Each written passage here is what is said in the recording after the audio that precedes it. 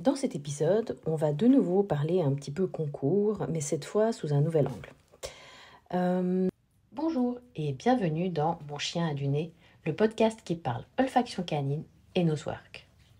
Je m'appelle Laura Luna, je suis éducatrice canine et instructeur de nosework, spécialisée en comportement, en travail de flair et auteur du livre Mon chien a du nez. Mon approche se base sur la science du comportement, l'éthologie ainsi que la cognition canine. 1 à 2 fois par mois, je te donne rendez-vous pour aborder des sujets qui t'intéressent. N'hésite pas à m'envoyer tes questions par email à l'adresse contact@chienzen.ch. Ne panique pas, si tu n'as pas eu le temps de noter, je te mets l'adresse email en barre d'infos ci-dessous. Tu peux également me retrouver sur Facebook sous Chienzen et sur le groupe de discussion Mon chien a du nez. Sur Instagram, tu me trouveras en cherchant chienzen.ch. Quant à YouTube, ma chaîne c'est Chienzen, tout comme mon Facebook. La dernière fois, je t'ai quand même pas mal expliqué, décortiqué un petit peu le règlement. Et là, j'avais envie de te parler des 5 différents niveaux et finalement de ce que ça va impliquer pour ton chien et pour toi au fil des progressions, avec un petit peu des réflexions personnelles de ce que j'ai pu observer, que ce soit en concours ou au niveau de mes élèves, au niveau de l'observation des chiens et aussi l'observation de l'humain. Alors, on va commencer avec le niveau novice, qui est donc l'entrée en concours. Dans le niveau novice, le chien va avoir à chercher une seule odeur, qui est le bouleau, sur une zone d'à peu près une vingtaine de mètres carrés. On me demande souvent quand débuter en concours. Alors ça, c'est quand même assez difficile à répondre parce que je dirais que au-delà du niveau du chien, il va y avoir surtout la sécurité ou l'insécurité de l'humain. Il y a des gens qui mettent beaucoup de temps à être sûrs d'eux pour rentrer en concours. Il y en a d'autres qui se lancent comme ça. Et je dirais que les deux points de vue se valent. Ce qu'il faut savoir, c'est qu'en novice, le chien recherche une odeur à peu près jusqu'à 60 cm de haut, sur une zone, comme je l'ai dit, d'à peu près entre 20 et 30 mètres carrés. Et au niveau des contenants, on va en avoir entre 8 et 14. Alors pour débuter, déjà il faut que le chien connaisse évidemment l'odeur. Ça c'est essentiel, sinon ça va être vraiment mission impossible. Et puis ensuite, on a 2 options. Je dirais que on peut choisir de se jeter à l'eau, de se dire, voilà, mon chien il connaît l'odeur, mais j'ai pas la maîtrise complète. Par exemple, mon chien ne désigne pas systématiquement, ou alors j'ai un petit peu de peine à observer quand mon chien est sur une distraction ou sur, une odeur qui serait pas l'odeur cible. Et par conséquent, comme il désigne pas bien, ça va être un petit peu quitte ou double quand je vais dire alerte et signaler que mon chien a trouvé. Ça, c'est un peu une première chose. Et puis l'autre chose, c'est aussi de savoir si le chien généralise le comportement. Parce que quand on travaille chez soi ou dans un milieu un petit peu habituel, à partir du moment où on va se retrouver dans un milieu de concours, un milieu que peut-être le chien ne connaît pas, ça peut être difficile pour certains chiens de se dire « Ah oui, ok, c'est cet exercice-là, c'est ce jeu-là que je dois jouer dans cet environnement. » Donc je dirais que c'est quand même bien d'avoir un petit peu pratiqué dans quelques endroits différents pour que le chien, pour s'assurer vraiment que le chien ait compris que ce jeu, on peut le faire un petit peu n'importe où. Donc ça, c'est vraiment se dire, ok, moi je veux voir à quoi ça ressemble. Au pire, si ça marche pas, c'est pas grave, je le prends comme un entraînement. Ça me permettra de savoir un petit peu qu'est-ce que je dois entraîner, mais j'y vais. Et puis, il y a l'autre école, ou je dirais l'autre façon de penser, qui serait de dire, moi je débute en novice avec mon chien qui a déjà peut-être le niveau intermédiaire ou déjà le niveau avancé. Il connaît la désignation, elle est solide, j'ai confiance en lui. Dans ce cas de figure, parce que moi ça m'est arrivé d'avoir quelques élèves qui voulaient pas commencer avant vraiment que leur chien il ait un bon niveau. C'était d'ailleurs des chiens qui avaient effectivement le niveau intermédiaire, voire pour certains avancé. Et c'est vrai que après les premières recherches, ils m'ont dit, mais c'est aussi simple que ça. Et j'ai dit, ben oui, parce que en fait, ton chien, il a déjà un niveau plus avancé que novice. Et ça peut être un petit peu perturbant pour l'humain, parce que c'est vrai que quand c'est notre premier concours, on ne sait pas toujours à quoi s'attendre. Et c'est vrai que du coup, quand le chien il est beaucoup plus avancé, le niveau novice, on va dire que c'est une formalité. Au départ, moi je pensais que c'était quand même mieux de rentrer en novice avec un chien plutôt intermédiaire ou avancé. Et finalement, avec le recul, je me dis que je ne sais pas si c'est un si bon choix que ça, et je vais t'expliquer pourquoi. En l'occurrence, je pense pas particulièrement au chien, parce que finalement, lui, qui ait une odeur, deux odeurs ou trois odeurs, il sait jamais vraiment qu'est-ce qu'il va trouver, où il va le trouver, et s'il va y en avoir une, deux ou trois. On va dire que ma réflexion se situe plus au niveau de l'humain. Quand on balaye le niveau novice, en réussissant chaque recherche, en finalement ne subissant aucun échec, on y prend goût. Résultat, on va arriver en intermédiaire où ça se complique un petit peu, ou alors peut-être que si on a le niveau avancé, effectivement intermédiaire, ce sera aussi relativement facile, et on va arriver en avancé, et là, ça va pêcher. Parce que là, on est finalement dans le niveau de notre chien, où on arrive à un niveau où les caches sont quand même plus difficiles, ça demande plus de compétences, plus d'endurance, et on va faire face à certains échecs. Et si on a été, j'ai envie de dire, mal habitué, c'est-à-dire que si on a vécu finalement du succès jusque-là, du côté de l'humain, ça peut être très frustrant de se retrouver tout d'un coup face à ces échecs et de se dire « Ah, mais mon chien, il n'y arrive plus, c'est difficile, etc. » En réalité, la frustration, elle n'est pas vraiment du côté du chien, si on a bien fait notre travail et puis qu'on arrive un petit peu à masquer nos émotions, mais elle va réellement être du côté de l'humain.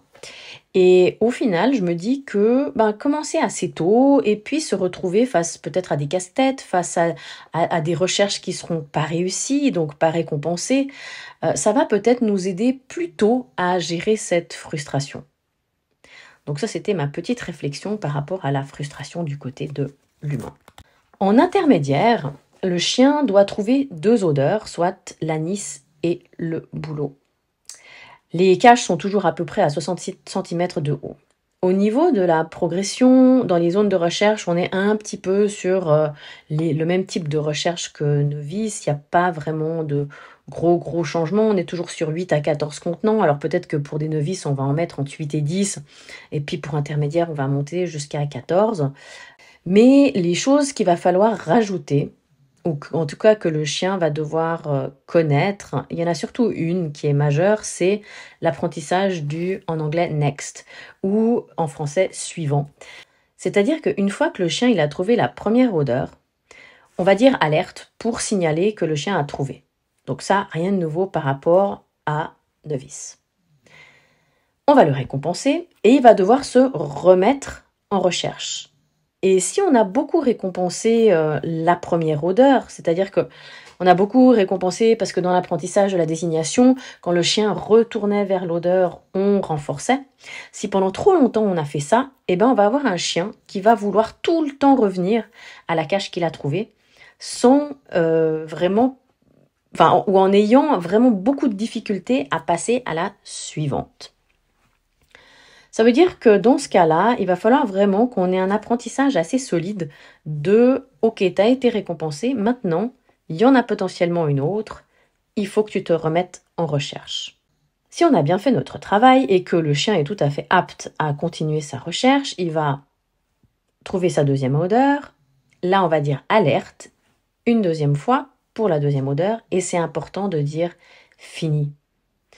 Pour signaler au juge que notre chien a trouvé les deux odeurs. Et c'est ce mot « fini » ou « finish » en anglais qui va stopper le chrono. Si le juge n'entend pas « fini », le chrono va continuer de tourner. Alors, si notre chien a bien trouvé les deux odeurs et qu'on ne dit pas « fini », c'est pas super grave en soi parce que le chrono va continuer de tourner jusqu'à aller au temps maximum. Et dans ce cas-là, on aura quand même notre qualification, puisque le chien a bien fait son travail et qu'il a trouvé les deux odeurs. Par contre, avec un temps maximum, il y a peu de chances qu'on se retrouve sur le podium. Par conséquent, on ne sera peut-être pas classé entre premier, deuxième, troisième ou quatrième. Donc on perd nos chances de ce côté-là. Quand on n'est pas très compétitif, c'est pas très grave. Quand on est très compétitif et qu'on vise un podium, et ben là, la première fois, ça fait un petit peu mal. Mais en même temps, c'est un apprentissage. Et puis, quand ça nous est arrivé une fois, en général, on essaye de ne pas l'oublier ou on y pense vraiment les fois d'après. Donc ça, c'était pour intermédiaire, pas vraiment de gros changements par rapport à novice, si ce n'est le rajout d'une odeur, le fait que le chien doit passer, enfin une fois qu'il a trouvé sa première odeur, il doit être capable de décrocher et de passer à la suite. Et puis à la fin, quand le chien a trouvé les 2 odeurs, le conducteur, on ne doit pas oublier de dire fini. Au niveau avancé, on passe à 3 odeurs, bouleau, anis et on rajoute girofle. Les caches peuvent se situer jusqu'à 90 cm de haut, ou 90 pour la France. On doit toujours dire finish à la fin quand le chien a trouvé les 3 odeurs et on a toujours les compétences du chien pour le next, c'est-à-dire sa capacité à finalement, une fois qu'il a trouvé la première odeur, de passer à la deuxième et une fois qu'il a trouvé la deuxième, de se remettre en recherche pour trouver la troisième. Au niveau des zones de recherche, on a une augmentation de la taille des zones. Elles sont en général un petit peu plus grandes, elles peuvent être un petit peu plus challenge. Si par exemple en extérieur, on va essayer de trouver des caches qui soient à l'abri du vent pour faciliter le travail aux novices et aux intermédiaires.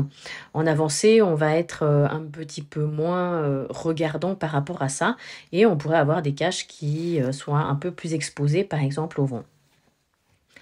Au niveau des contenants, on a bien évidemment une augmentation du nombre de contenants. Mais c'est à peu près tout pour avancer. Passons à senior. Le chien doit avoir à trouver entre 1 et 3 odeurs, mais on ne sait pas, nous, humains, combien il y en a. Et ça, c'est un challenge en soi. Ça veut dire que le chien se balade dans la zone, il trouve peut-être une première odeur, il trouve une deuxième odeur, il trouve une troisième odeur. Et dans ce cas-là, c'est pas très compliqué parce que c'est un petit peu comme en avancée. À la fin de notre 3e alerte, on va dire fini et c'est tout bon, c'est gagné. S'il n'y a qu'une seule odeur, peut-être que le chien va trouver assez rapidement la première odeur et puis il va continuer à chercher.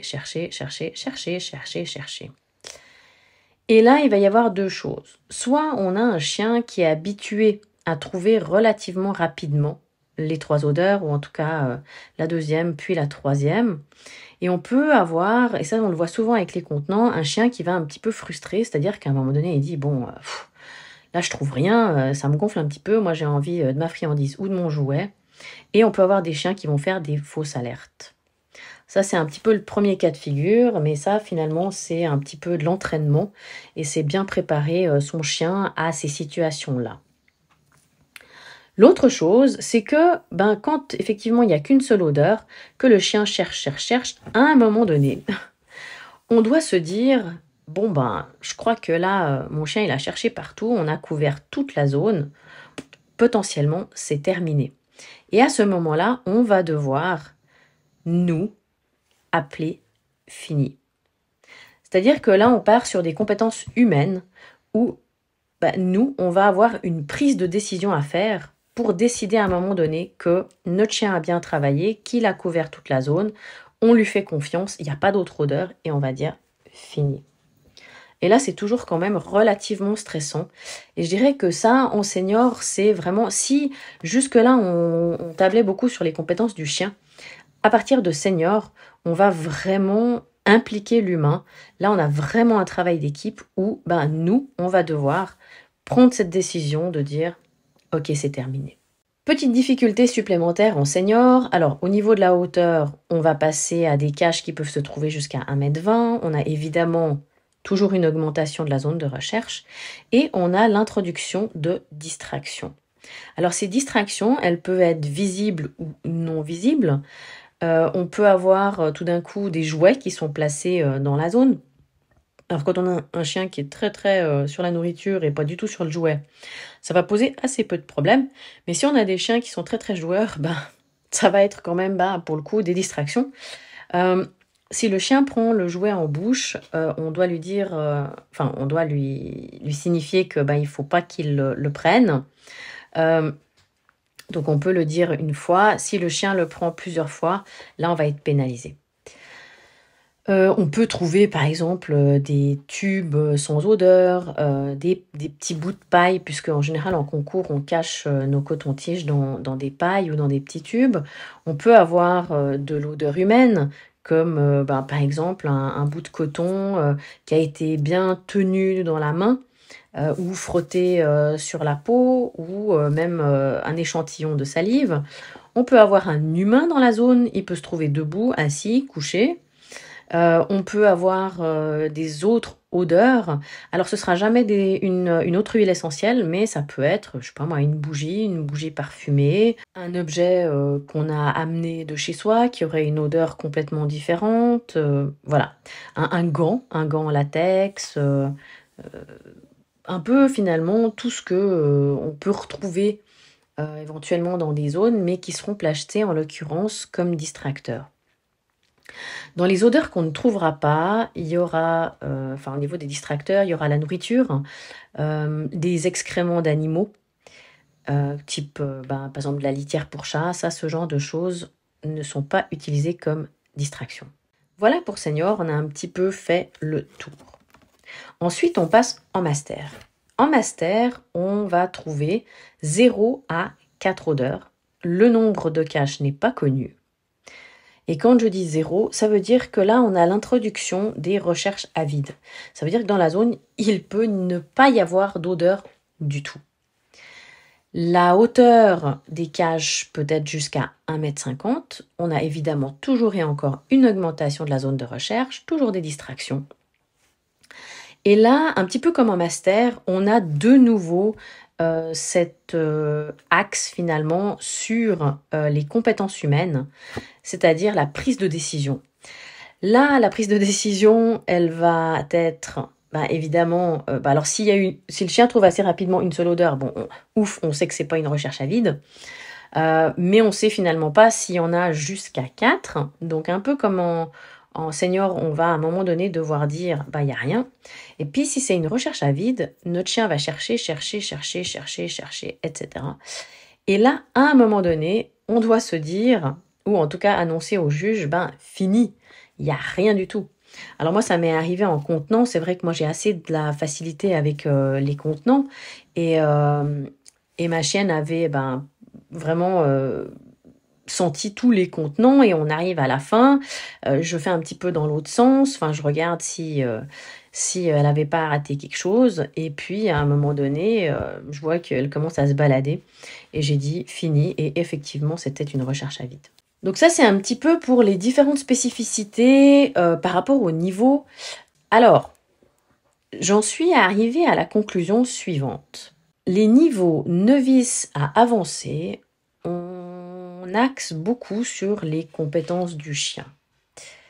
Parce que finalement, dans nos entraînements, c'est de dire, est-ce que mon chien est capable de trouver une odeur? Est-ce qu'il est capable d'en trouver 2? Est-ce qu'il est capable d'en trouver 3? Et ça représente un petit peu un plan de travail avec une progression assez logique. Déjà par rapport au nombre de caches, puis par rapport à la taille des zones de recherche, puisqu'elles vont être de plus en plus grandes avec des caches de plus en plus hautes. Mais finalement, notre seule responsabilité, c'est de compter combien de caches notre chien trouve dans chaque niveau. Et à la fin du nombre annoncé, c'est-à-dire 1, 2 ou 3, on va dire fini. Même si je sais que c'est quand même un apprentissage assez difficile pour certains, c'est quelque chose qui va arriver assez vite. J'ai rarement vu des gens trouver très très compliqué de dire fini. C'est une petite question d'habitude, et puis si on le fait en entraînement, en concours, ça posera aucun problème. Le gros changement pour moi dans les niveaux senior et master, c'est que vraiment on va impliquer l'humain. Et que, en plus du stress du concours, parce qu'il faut pas se mentir, même si, alors personnellement, c'est pas un énorme stress, ça m'arrive parfois de passer à côté de certaines choses. parce que quand c'est la 5e, 6e recherche, c'est comme pour notre chien, on peut avoir une baisse de concentration et que évidemment que le stress, même s'il est petit, n'arrange rien. Mais c'est vrai qu'on peut avoir, des personnes qui supportent un petit peu moins bien, cette pression-là et du coup, vont peut-être bloquer sur certaines choses. Au niveau senior et master, là, il faut vraiment qu'on soit sûr de nous, qu'on soit sûr de notre chien.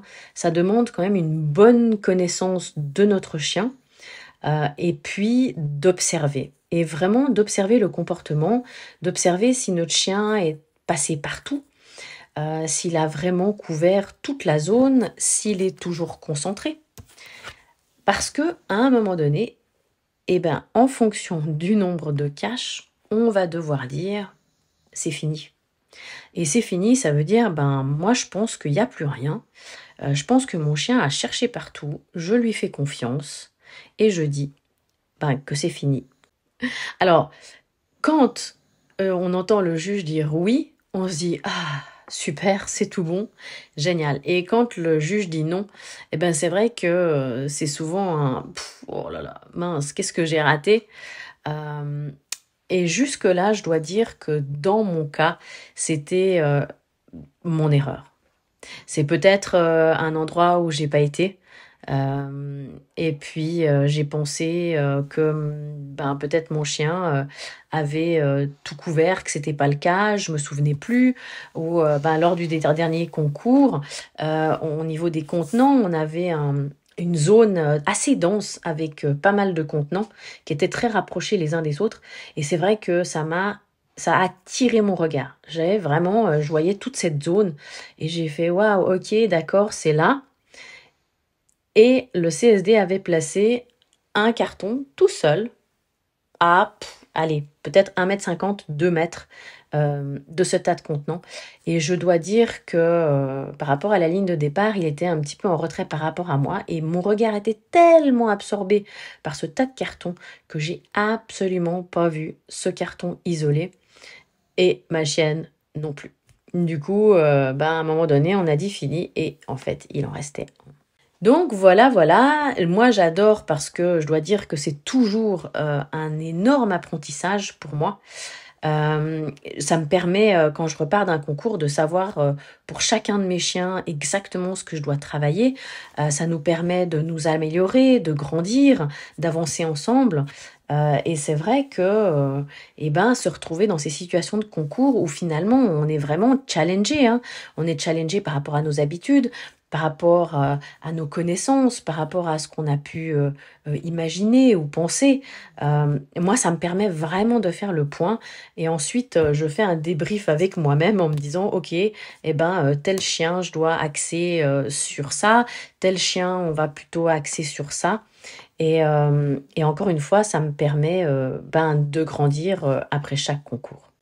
J'espère que ce podcast t'a plu, que ça a un petit peu éclairci on va dire, ta vision sur les concours et de savoir maintenant que tu comprends peut-être un petit peu mieux ou de façon un peu plus approfondie les nuances, ce que ça peut impliquer en termes de progression, en termes d'entraînement par rapport à ce sur quoi tu dois axer pour chaque niveau. Si cet épisode t'a plu, n'hésite pas à en parler autour de toi, à le partager sur les réseaux sociaux. Et si quelque chose n'est pas clair, n'hésite pas à me contacter. Mon email, c'est contact@chienzen.ch. À très bientôt pour un prochain épisode et surtout n'oublie pas, amuse-toi bien avec ton chien.